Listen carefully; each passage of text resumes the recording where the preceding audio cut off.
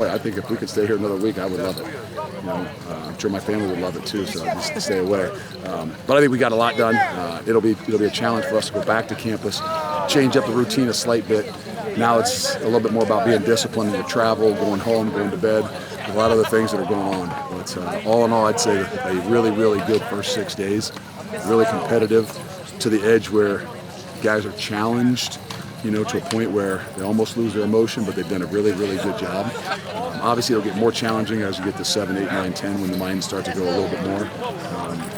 But I probably couldn't be more excited about what it is we got done here in our 7 days here. What do you like about what you've seen from Braylon in this first week? Obviously, you had high expectations for him coming in.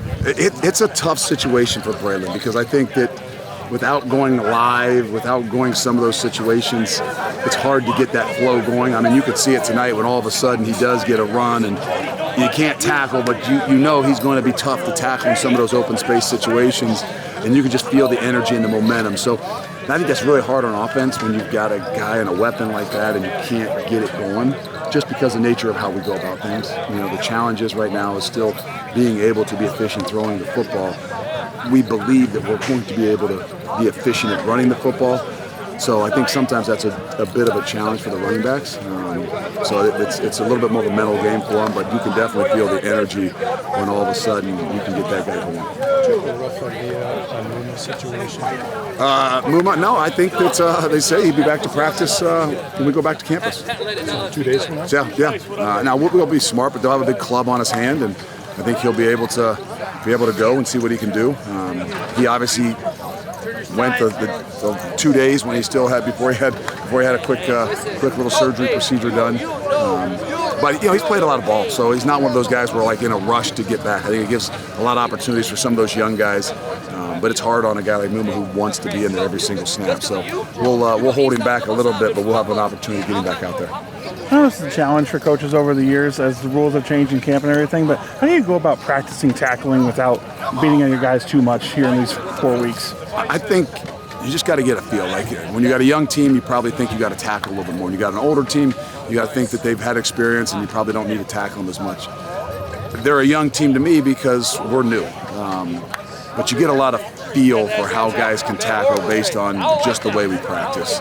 So after 6 days, I would probably say I'm not sure that we would live up the ones even when we go our 2 big scrimmages. I don't know for sure. Maybe we'll do it in some situations. But I really feel good about where we are and our ability to leverage the football, our ability to close some space defensively, and then even offensively about how many hits they're taking and can they take care of the football. Because that, to me, is every bit as much. Everybody talks about tackling if you don't go live in practice. It's a lot about ball security if you don't go live in practice.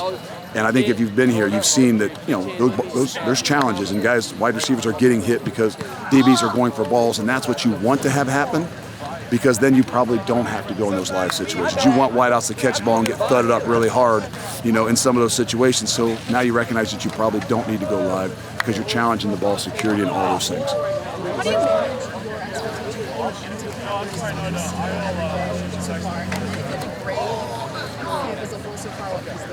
I don't know that we would grade it. I think that the facility and what we got done here was an A. I'm not saying that our team is anywhere close to an A. That has nothing to do with it. Even us as coaches and how we do things.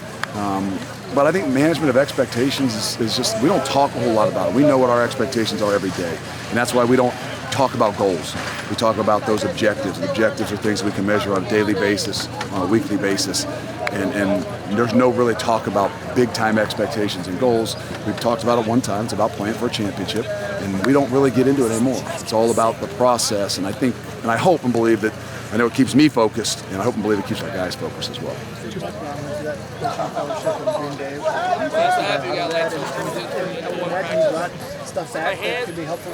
Yeah, I think that it's hard to tell sometimes. Obviously he didn't get to go the whole time because he doesn't want to be away. Those are tough situations. But I think more than anything for him as a all-around coach, I think he gets to experience a lot of different things. And it's more about observations, because every different place you go, maybe you get to do more, maybe you don't get to do as much. But if you use it the right way, you get a lot of observations about just demeanors and how people interact with players and things like that, more so than I think schematic things. And I think that's what makes great coaches, is not just they bring back some schematic, but they bring back some way or somehow that it got connected, or some little things that they do that far outweigh some of the schematic things. I know it's just 1 week, but are you getting a better feel for how much depth you can have where you keep talking about playing 22 and 22? I think we're getting a feel for that depth. I mean, until we can get into some more situations like this, where now you can go back and evaluate some of those younger guys that we would like to say, are they a 2 or are they a 1B? And I think our big thing is if we feel like they're a 1B, then we've got to be able to play 22 guys on both sides of the ball.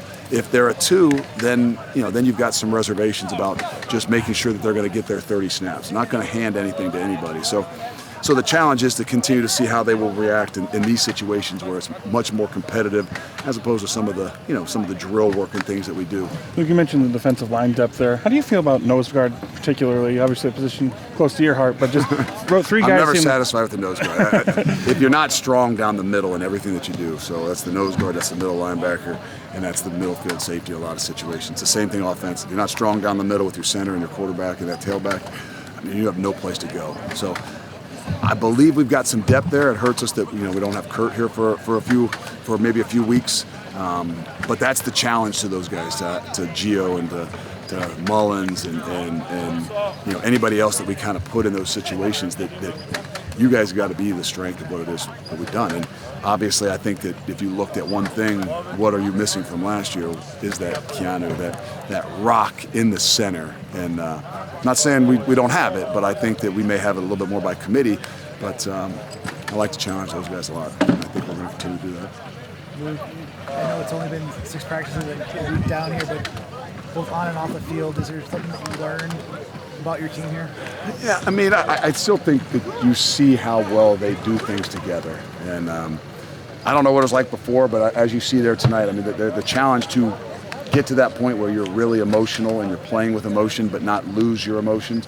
I was impressed tonight, because that's what I start to worry as the early on, as we put the ball down and played. It got really, really, really competitive, and sometimes I'm curious how they're going to handle that thing as we get towards the end. So I think, if anything, I recognize that they understand that whatever it is that we do, we have to do together, and we're going to challenge each other to make each other better. And that means sometimes you got to dominate your buddy, right? The offense has got to dominate the defense in the day to challenge them, and vice versa. And I think, if anything, that's what I'm noticing, that, hey, we can push these guys, we can pit them against each other. They can get themselves to that point, but they've done a really good job at controlling the emotions of things to get better. Given how satisfying this experience was for you guys, is this kind of something you hope to do again in the future?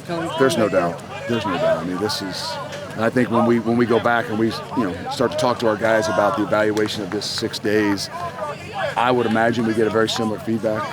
I've already heard a few guys say, hey, we should stay here longer. So it is something that's very valuable to us. Obviously, we'll see, and hopefully we can kind of do this as a start, and then make sure we can take it to the next level as we go back to campus. Because as you go back to campus, there's a little more distractions. But I think all in all, this is something we've got to continue. You mentioned that you like longer than a week. Is there any way, based on the calendar, you can do that or not? I don't know. If we can get maybe them to get us that first game of the year that starts on a Thursday. There you go. That way we can maybe be here for 10 if that's based on times. I'm not saying play a week 0 game. I don't know. I mean, I think there's obviously maybe some different opportunities, but nonetheless, whatever it is that we would get, this is valuable to us. You've seen Cam Large on the sideline here in street clothes. What's the situation with him? Is it injury or is it? He's injured. He's rehabbing. Okay. I don't know. I mean, again, will he make? I'm not positive, but I can tell you this: that he's doing a phenomenal job. If he doesn't come back and play football and he wants to coach, I think we would hire him tomorrow. That's just the way I feel. I mean, I don't know. I've known him for 8 months, and he is incredibly passionate about what he's doing, and he's finding a way to make his team better. So the other guys, very complimentary of the food here. What's been your favorite food here? I don't know. They asked me that on the way out. I really probably the steak the other night, but everybody was raving about the calzones. I try not to go to the night snack. That was a night snack, so I missed that one. That's what's hard. It's been really, really, really good, and you can tell the pride that they take in what it is that they do, and it's been impressive. All right. Thank you.